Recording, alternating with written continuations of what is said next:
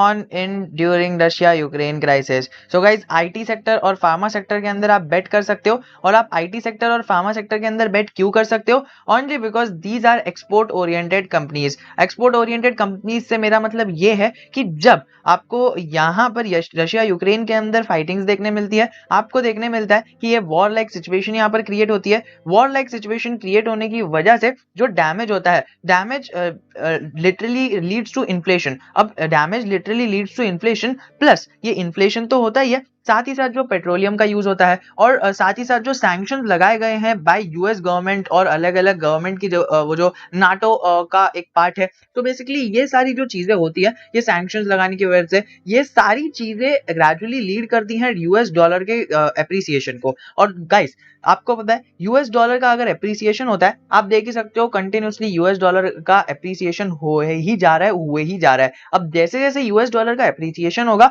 आपको पता चलेगा कि इन्फ्लेशन तो ठीक है, वो लॉन्ग टर्म की बात है, लेकिन सबसे ज्यादा इंपैक्ट ये एक्सपोर्ट इंडस्ट्रीज को पड़ेगा, क्योंकि export industries are certain industries जिसको यूएस डॉलर के बढ़ने से फायदा होता है। यानी यूएस डॉलर जितना बढ़ेगा उतना ज्यादा पैसा ये लोग चार्ज करेंगे, यानी वो एक पर्टिकुलर अमाउंट तो चार्ज करेंगे, लेकिन यूएस डॉलर फॉर एग्जांपल वो लोगों ने $1000 चार्ज किया है एक सर्विस का। अब यूएस डॉलर कितना भी बढ़े, यानी अगर यूएस डॉलर बढ़ेगा तो डेफिनेटली ये $1000 की वैल्यू रुपीस कन्वर्ट होने के बाद कुछ ज्यादा हो जाएगी, और वहीं पर अगर यूएस डॉलर की वैल्यू गिरेगी तो ये $1000 तो इनकी प्राइस फिक्स है, लेकिन $1000 की जो वैल्यू रहेगी रुपी टर्म के अंदर वो कम हो जाएगी। सो गाइस यही होता है। अगर मैं आपको एकदम अच्छी तरह से समझाना चाहूँ, अगर आप एक एकदम टोटल बिगिनर हो, तो मैं आपको समझाना चाहता हूँ कि क्या होता है ऐसे वॉर लाइक सिचुएशंस के अंदर। यूएस डॉलर की जो एक यूएस डॉलर है, हर यूएस डॉलर की वैल्यू जो है वो बढ़ जाती है। अब उसके जो इन बिल्ट वैल्यू है ना, वो बढ़ जाती है। अब अगर वैल्यू बढ़ जाती है तो फॉर एग्जांपल एक्स अमाउंट ये पर्टिकुलर कंपनी चार्ज करती है एक्सपोर्ट का,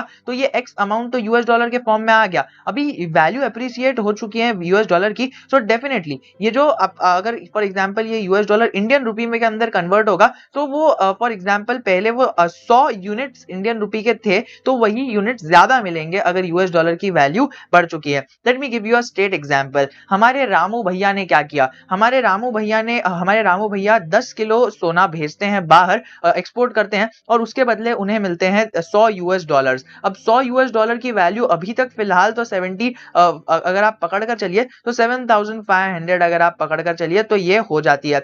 अगर बाय चांस बढ़कर, हाइपोथेटिकल एग्जांपल दे रहा हूं so don't take it seriously, अभी क्या होता है because of inflation and because of all the things, अगर ये 100 डॉलर की वैल्यू अभी फिलहाल तो ये 100 डॉलर ही लेंगे, लेकिन क्या होता है यूएस एप्रिसिएशन हो जाता है, और यूएस के जो करेंसी है, यूएस करेंसी की एप्रिसिएशन की वजह से अभी जो वैल्यू है ये 100 डॉलर की ये बढ़ जाती है। लेकिन रामू चाचा तो अभी फिलहाल 100 डॉलर ही लेते हैं। अब जब 100 डॉलर रामू चाचा अपने अकाउंट में लेते हैं और जब उसको कन्वर्ट करवाते हैं, तो कन्वर्ट करवाने के बाद हमें क्या पता चलता है कि रामू चाचा के अकाउंट में 100 डॉलर से कन्वर्जन होकर यहाँ पर आ चुके हैं 8000 रुपए। अब रामू चाचा यहाँ पर एकदम उन्हें समझ में नहीं आता कि पहले तो भाई यहाँ पर आता था 7500 रुपए, अब यहाँ पर ये 8000 कैसे आया, जबकि इन्होंने एक्स्ट्रा चार्ज किया भी नहीं। So it is only because यहाँ पर यूएस डॉलर का एप्रिसिएशन हुआ है। अब गाइस आप समझ ही गए होंगे, जो इंडियन कंपनीज रहती हैं वो बाहर अगर कोई सर्विसेज दे रही हैं तो उनको ये यूएस डॉलर के एप्रिसिएशन से बहुत ज्यादा फायदा होता है।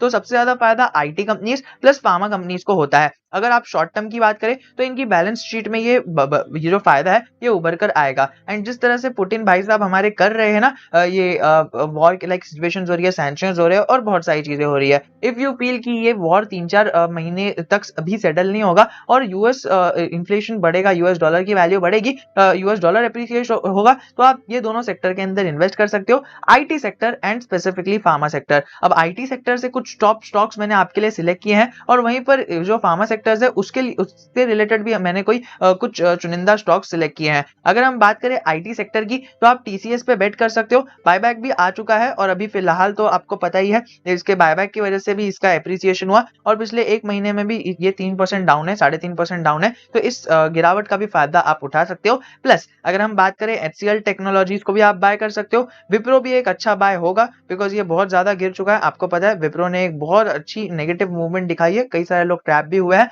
एंड उसका रिकवरी का वेट कर रहे हैं. So definitely Wipro will also be a good buy if you want to look out for a stock which is down by its current market value. So definitely you can buy Wipro. Infosys तो all time favourite है, Infosys bye कर सकते हैं. Tech Mahindra also we can go for that.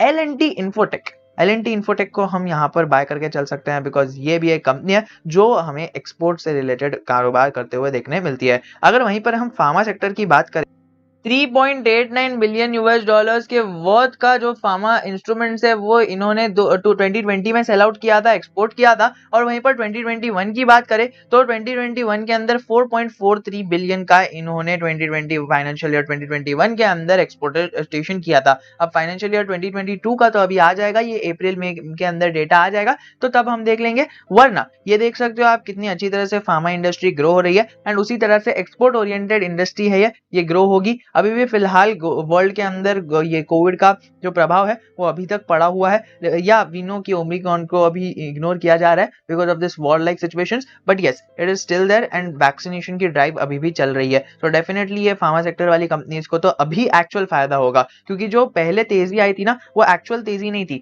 वो लोगों ने predict किया था कि जब आने वाले टाइम में वैक्सीन बनेगी तो वो सेल आउट होगा, वैक्सीन सेल आउट होगा तो वो बैलेंस शीट स्ट्रांग होगी, और तब के लिए लोगों ने इस टाइम पर पैसा लगाया था. लेकिन वो वाला टाइम तो ठीक है, तेजी आ गई, अभी एक्चुअल टाइम आया है. अभी तो एक्चुअली दिखेगा हमें बैलेंस शीट के अंदर कि अभी तो वैक्सीन सेल हो रही है और अभी के लिए लोगों ने एक साल पहले बैठ किया था. एंड वही सिचुएशन के अंदर अगर आप अभी इन्वेस्ट करते हो तो बहुत अच्छा हो जाएगा. प्लस एक्सपोर्ट ओरिएंटेड है तो रशिया यूक्रेन के वॉर का भी फायदा आपको इसके अंदर देखने मिलेगा. Sun pharma will be a best pick for us. अगर हम बात करें Cipla is also a great pick. Doctor Reddy's can also be a great pick for us. अगर हम बात करें Divi's laboratories plus Gland pharma को आप भी इसके अंदर एक लुकआउट दे सकते हो. Piramal Enterprise will be our last pick or our last suggestion, or it is given by business standards. So guys, ये जो भी पिक्स दिए गए, it's not given by us but it's basically given by business today. तो business today वाली website पर जाकर आप देख सकते हो, यहाँ पर ये वाले सारे स्टॉक्स आपको मिल जाएंगे. ये तो मैंने बस उसको थोड़ा सा एम्पलीफाई कर बता दिया. If you want let's come on just put out the link in our comment section. तो कमेंट सेक्शन पे आप क्लिक करके जो भी लिंक मिलेगी उस पर क्लिक कर आप डेफिनेटली इस लिंक पर ड्राइव हो जाओगे. I will try my best to put the link if I find it out again. तो मैं वो लगाकर आपको डायरेक्ट एक एक्सेस दे दूंगा कि आप गूगल पर भी सर्च मत कीजिए, सीधा आ जाइए लिंक पर क्लिक कर इधर. सो गाइस डेफिनेटली यही था वीडियो में. और हाँ, आपको एक बात बताना चाहता हूँ, कल हमने पोर्टफोलियो रिव्यू किया था एक बिगनर का, और वो बिगनर का पोर्टफोलियो रिव्यू करने के बाद हमने जाना था कि किस तरह से सारे गार्बेज स्टॉक्स उसके अंदर एंट्री उन्होंने करके रखी थी, which is not a bad thing, which is a good thing for a beginner, like which is considered a beginner act. But आपको बताना चाहता हूँ उनका एक सबसे अच्छा एक्ट ये था कि उन्होंने हमसे कॉन्टैक्ट किया, पोर्टफोलियो रिव्यू करने के लिए कहा एंड पोर्टफोलियो हमने रिव्यू कर दिया. पोर्टफोलियो रिव्यू कैसे किया, डिस्क्रिप्शन में लिंक है, अगर आप वो लिंक पे क्लिक करते हो और वो लिंक पर क्लिक करने से आप एक पेज पे आ जाओगे, आप भी अपना पोर्टफोलियो भेज सकते हो. मैं आपको सजेस्ट करूंगा कि आप वो पहले वाला वीडियो देख लीजिए कि पोर्टफोलियो रिव्यू कैसे हुआ है and how do we do portfolio reviews. And अगर आपको अच्छा लगता है तो आप भी अपना पोर्टफोलियो सेंड कर सकते हो. It's totally free of cost, कुछ भी चार्जेस नहीं है, तो वो आपके लिए बहुत अच्छा हो जाएगा. डिस्क्रिप्शन और कमेंट सेक्शन में लिंक है, क्लिक कर आप भी अपना पोर्टफोलियो भेज सकते हो. वरना ये स्क्रीन पर जो वीडियो पॉप हो रहा है उसको देखकर देख लेना कि 10,000 रुपए का जो उनका पोर्टफोलियो है उनको उन्होंने कैसे अलॉट किया है. 2 ही महीना हुआ है उन्हें मार्केट में आए हुए. जय हिंद, जय Bharat. I'll request you to watch this video that is popping on your screen. Keep learning, keep investing, keep growing, and don't forget to join our Telegram community.